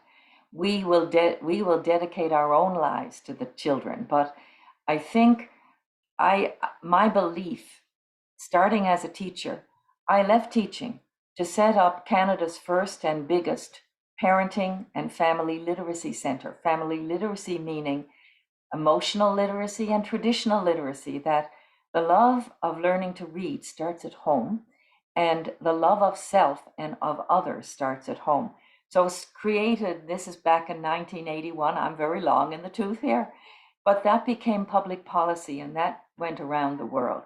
Then from all that work with families, I realized, my goodness, all this violence that is happening in the home, it's because the parents, through no fault of their own, were not raised empathically. How do we break that cycle?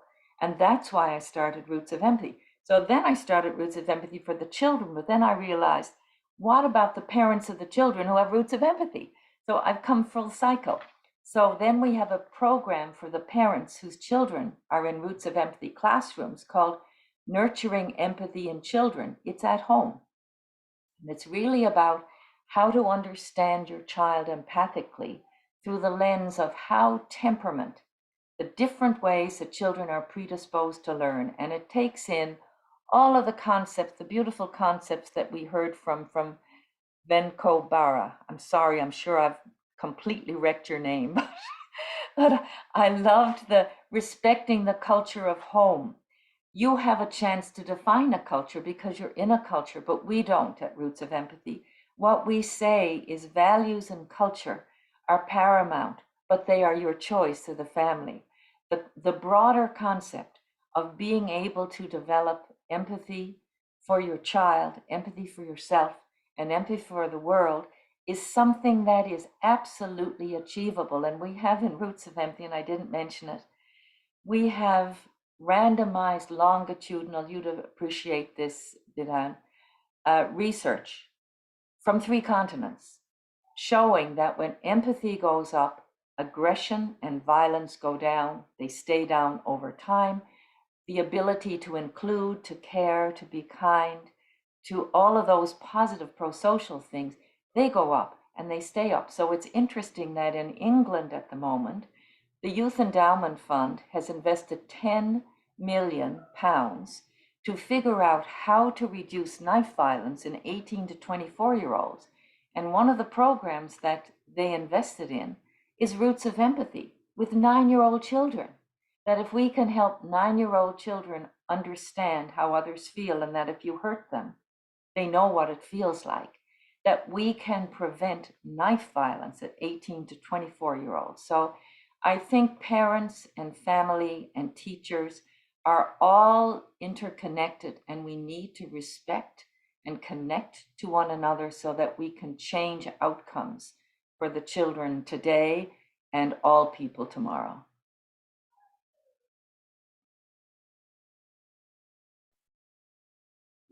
Thank you for that. As I was putting the question to you about, how can we marry education and home and try to make it into a actual structured thing. One of the thoughts that came in my mind was, from one of the epics in the Indian tradition, wherein a student comes to a teacher to be accepted as a student. Oh, sorry, a young man comes to a teacher to be accepted as a student. So the teacher asks him, what do you know, or what is your qualification? And he said, I have learned the 5 basic principles: Satya, Dharma, Shanti, Prema, Ahimsa. Satya means righteousness. Satya means truthfulness. Dharma, righteousness. Shanti, peace. So I'm someone who promotes peace. Shanti, Prema. Prema translates to love and compassion. Ahimsa translates to non-violence. He said, these are my qualifications. Would you accept me as your disciple? So I guess maybe is there some way to make it into a tangible way of grading or giving credits to children based on the values they learn from parents at home, and try to bring that some way in the main education system too. So as I was asking you the question, this thought came in my mind. Maybe that's something we should explore as we, boil down into putting the policy together. Maybe we should measure what we treasure.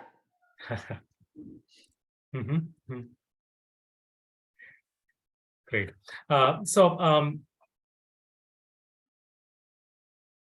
One question for Pooja, again, in terms of hurdles, you are someone who has worked, and the organization has worked with actual, people in administration, government officials, etc. And I also understand you are someone that not everyone would understand what your passion is about.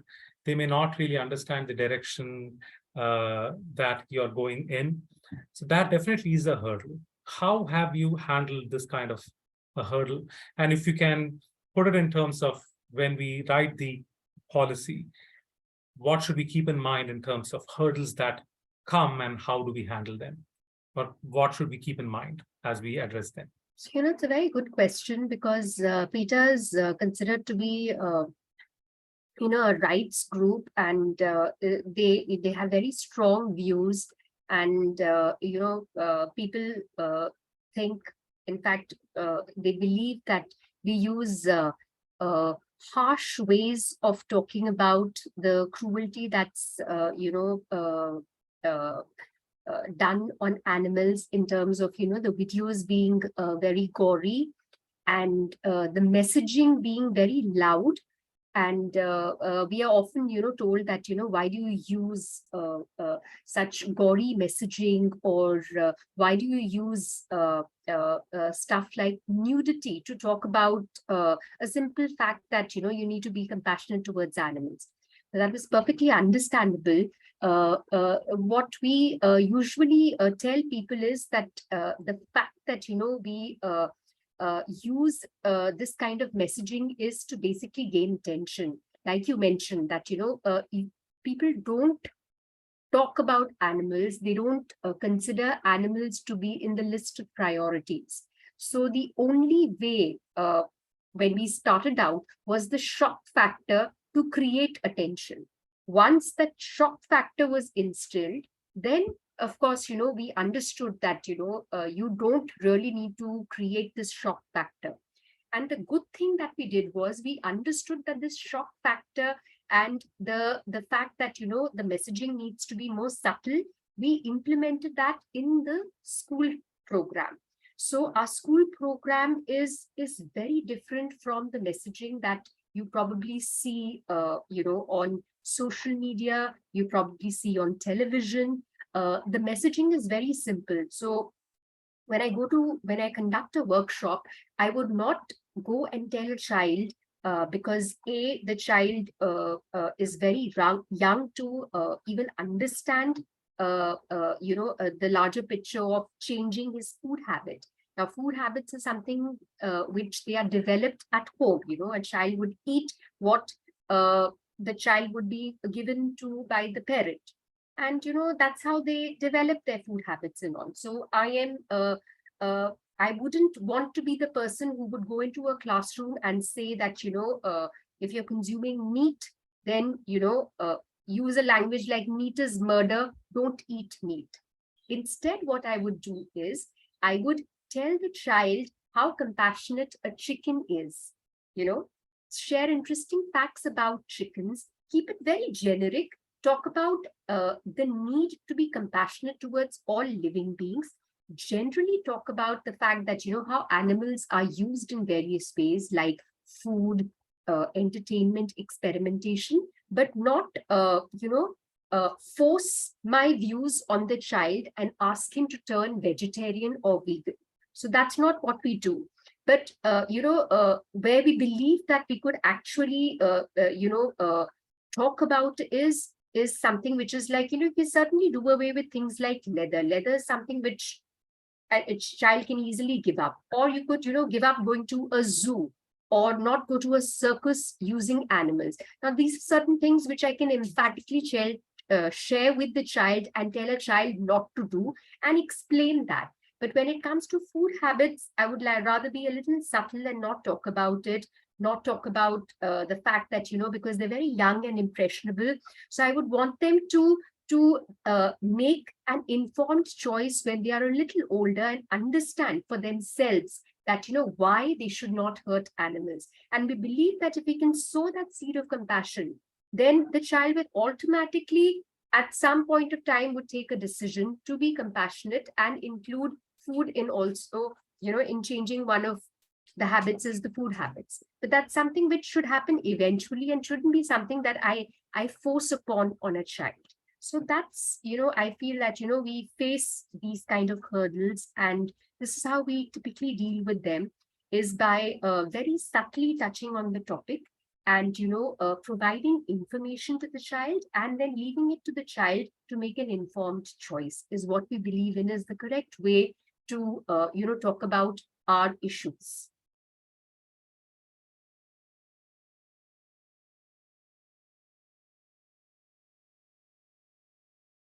Sure. Okay. Thank you for that response. I feel the discussion, I personally am really enjoying the whole discussion. I would like it to go much longer. I need to keep track of the time. I'll ask, put a question to Prabhakar-ji. You were talking about how you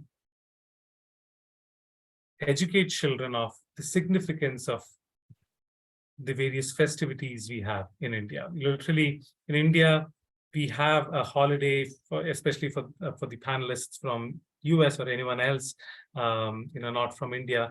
We literally, we don't wait for a long weekend 3 or 4 times a year. We literally have holiday every month, probably multiple holidays every month, because we have so many festivals to observe. So one thing is children, you would ask, what is the significance of Krishna Jayanti? What's the significance of Ramanavami? Or what is the significance of Eid? Or what is the significance of Christmas? One common answer that would come back is it's a holiday. That's their one of the, I'm just putting it on a lighter note. But my question to you on a serious note is, we are talking about educating children about, regarding the various traditions that have been there for a long time. But we're also talking about writing a policy which is encompassing the G20 countries, which is about 46 countries, which has a variety of cultures and traditions and faith. Would you have any input on how do you think the policy should be, so that it tells the respective country, do the same in your country, wherein you take the important days in your culture and promote it? Is there something that you could share, or you've already thought about how we could do that at the policy level? True. I have lived in a couple of different countries, okay, and I have been part of different cultures. Two things which I have noticed are, number one, each country has its own unique culture, its own unique traditions, its own unique heritage. Second point, unfortunately, because of the speed of life, which is constantly accelerating year after year or decade after decade, these festivities are getting toned down, scaled down, and people are not getting the significance of these festivities. Whatever they are all unique to each country. Okay, I lived in Singapore, and Singapore has its own festivities. Malaysia has its own festivities. Korea, I have lived there in Seoul, and Korea has its own festivities. Thailand has, India, our own India here has. The speed of life is making people, as you said, just enjoy a holiday, but forget about the festivity, forget about the significance of the festivity. So what I would like to recommend is that every country should take steps to promote the celebration of the festivities which are unique to their culture, and pass on the significance and importance behind it, the tradition behind it to the students. For example, we have Pongal festival in southern part of India, very specifically Tamil Nadu, for example. Okay. Pongal festival is a festival of harvest and also a prayer to sun, because sun and the energy from sun is helping the whole agriculturists. So it's basically a farmers festival and a prayer and thanksgiving. It's actually a thanksgiving to sun. This is something very specific and unique here. Now for children, as you rightly said, it's a holiday. So they wonder where the parents are going to take them to some theme park or a dining outside or a movie theater, whatnot. But we have to tell them what is Pongal and why it is celebrated, since when it has been celebrated, and who are the ones who are celebrating, and what is the Thanksgiving for, and to whom we are giving thanks, and for what reason. Okay. These, and then Pongal becomes an important part of their culture in those students' mind also. So my recommendation, similarly, each key festival in each country is unique to their culture. My recommendation will be that every country should bring into the educational policy celebration of the unique cultural festivals unique to them, unique to each country, so that it is not forgotten, the significance and meaning behind it, significance behind it, and what it represents. Those things are not forgotten over a period of time due to the speed of life, which is all the time increasing, all the time accelerating. This is what I would recommend.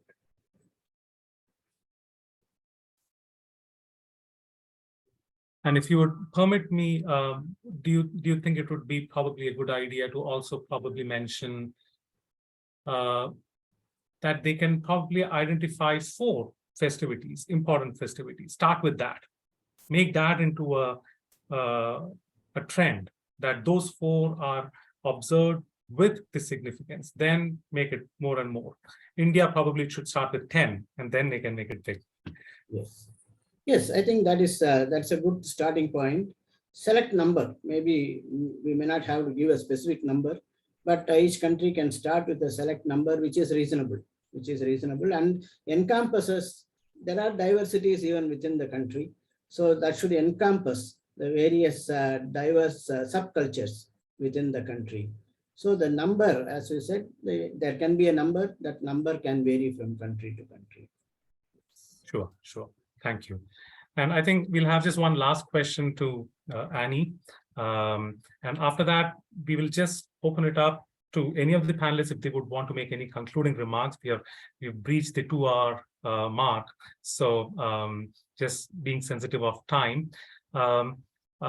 Before I put that question forward to Annie, there was a question I see in the chat. It says, when it comes to education, do you think animal awareness should be included as part of it? And I think the 8th point that we have in the concept note is verily for this very thing. It should be part of it. So we are definitely working towards that. So coming to Annie, I was also speaking with the representative, the president and the chair of Montessori Global Growth Fund. They are also working in terms of bringing the Montessori system, or at least the principles of the Montessori system into the mainstream education system in schools. And it's quite evident that there is some kind of hesitation from barriers. Yes. And it could be for various reasons. So why do you think that is, and how, in case you have faced it, how have you handled it? Again, this would answer the question in terms of hurdles and challenges. Yes, this gets exactly to the heart of our work as well, because our organization is focused on expanding access to Montessori education. within underserved communities and in the public education system. And so there are a number of challenges. I think one challenge is the lack of awareness that there's even an opportunity to do this in the public schools. I frequently speak to people who say, I thought Montessori was only for privately funded schools, not for schools that are funded by the government. And so that raising awareness that yes, Montessori can be done, and not just Montessori, but any approach to education that is centered on the child's experience, and that as so many of my fellow panelists so eloquently described, allows the what's inside the child to emerge and unfold. We're not educating the child by putting something in them, but by allowing them, creating the conditions for them to flourish, and allowing their inner perfection or their inner possibility to manifest. I think that's, lots of people just don't even know it's possible. So awareness is one piece, and I hope that including references to Montessori education and other kinds of education that similarly address the human spirit can maybe by itself make sort of an opportunity for awareness to be raised. Then other barriers that we face include funding. Initial startup of a new Montessori program is expensive because there's a high capital outlay for Montessori materials and specialized furniture, and for teacher training. And I know both of those things the Montessori Global Growth Fund does address through grant making. But I do think there's an opportunity for funding sources so that school districts that want to start a program that's so different from what they traditionally have done have some funding resources to get their initial outlay done. Once the classrooms are equipped and the teachers are trained, operating a Montessori program is no more expensive than operating any education program. But there is that initial capital outlay where I think there's an opportunity for funding support. And then I think the one other piece is around assessment. And this is something I think that it's not necessarily a barrier to initially implementing Montessori in the public district. I think people start and they say, we want a Montessori program in our school, and they don't necessarily realize that this is going to be a challenge. But once there's a Montessori system operating in a public school district, there are challenges with how assessment expectations from the school district or from the state mesh with what's actually happening in a Montessori classroom, because there's not in the sort of traditional sense of a curriculum, like a race course where everybody starts in the same place and progresses together to the same end. Montessori education and other ideal learning approaches to education don't work that way. There are multiple pathways that a child or a group of children can take through the learning material according to their own pace, their interest, their, lots of different factors can influence the trajectory a student takes through multiple different learning strands. Even though within one learning strand, there's a high degree of structure where, you learn this, and then you have this lesson, and then you have this lesson, and then you have this lesson. But that doesn't mean all the students start at the same point at the same time and progress at the same pace through it. So we have to rethink how assessment is structured, and make space for alternative approaches to assessment to be honored and validated within school systems. So I think funding, approach to assessment, awareness, and I think the other piece of awareness is letting people know, yes, Montessori does work for every child. Yes, Montessori can have profound equalizing effects, closing the income gap by race, closing the achievement gap by income and by race, sharing those stories, and highlighting examples of programs where that's happening, I think can help with the awareness piece. And we will definitely be submitting a story to the opportunity to share a successful program. Yes. Yeah, so let's see, I said awareness, funding, assessment.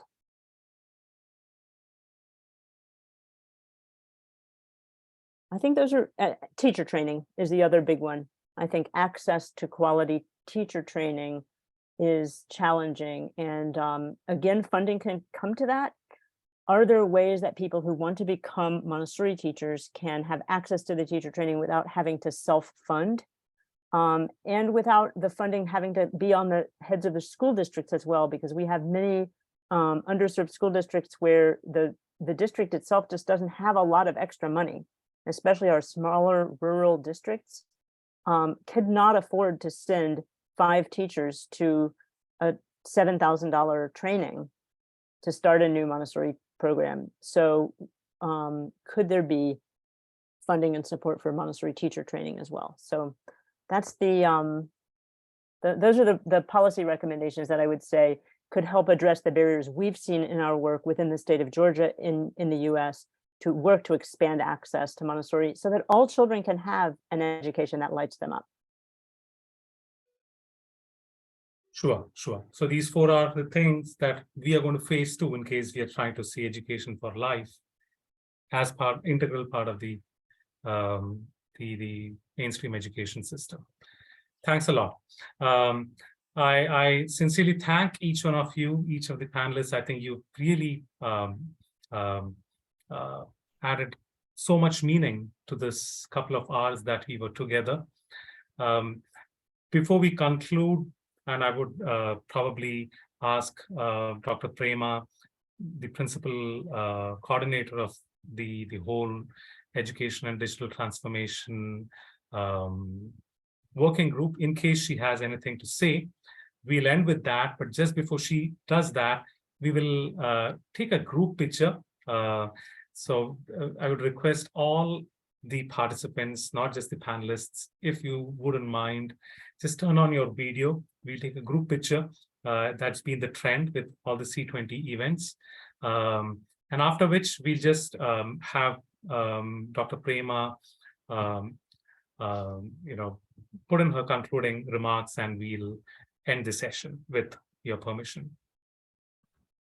So can we just do the group picture first?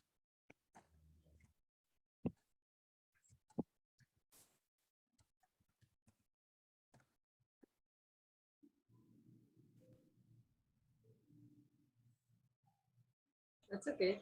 Still have my picture. What's that?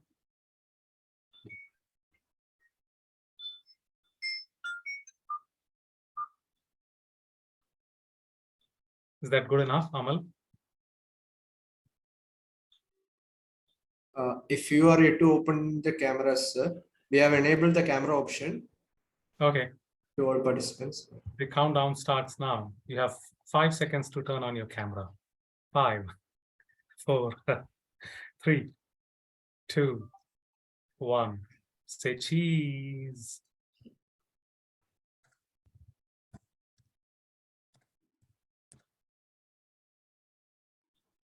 Great. Is that okay, Amal?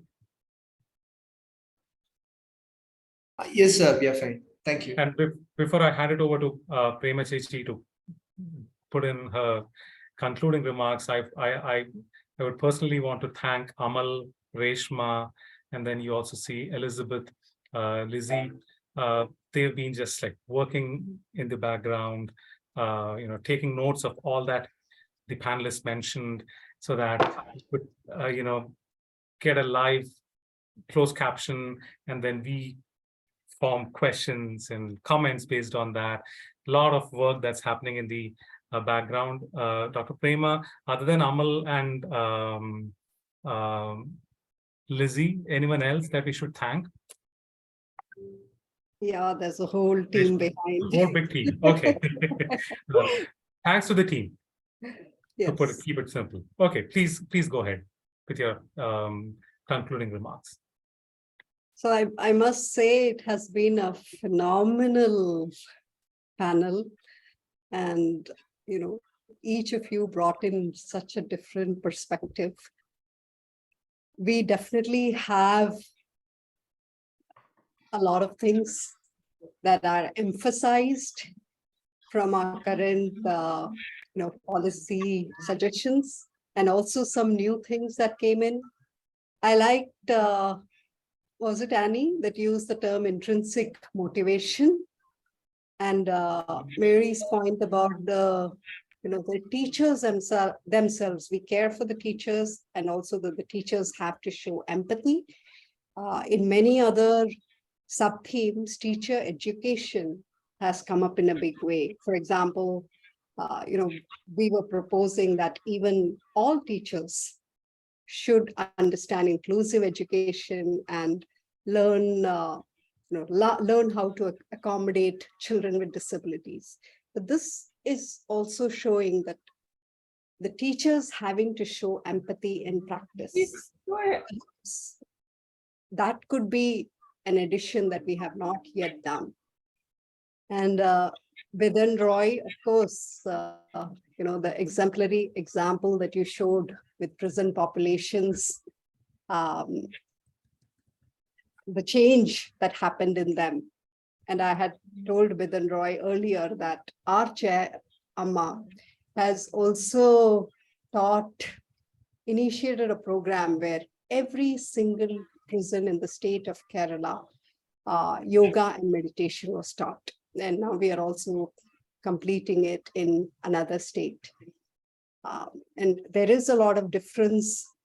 Somebody actually won an award, one of the government officials, because the violence in the prisons and prisoners were able to leave earlier. All the huge change has happened. Another thing, Bidhan, I want to also say that your program is not only changing the prisoners, but I'm sure that the students that are participating in it are also changing, developing compassion, things that they have never seen earlier. So I want to thank all of you. All your inputs were valuable. We are also collecting what we call best practices and udaharans, because when we give our policy recommendations, we want to refer to some good successful practice. I request you to please, apply for the udaharans. It will go through a panel, a jury panel, but many of what you said, almost all, I would say all the programs here would qualify and be very good references. So please do that. Thank you.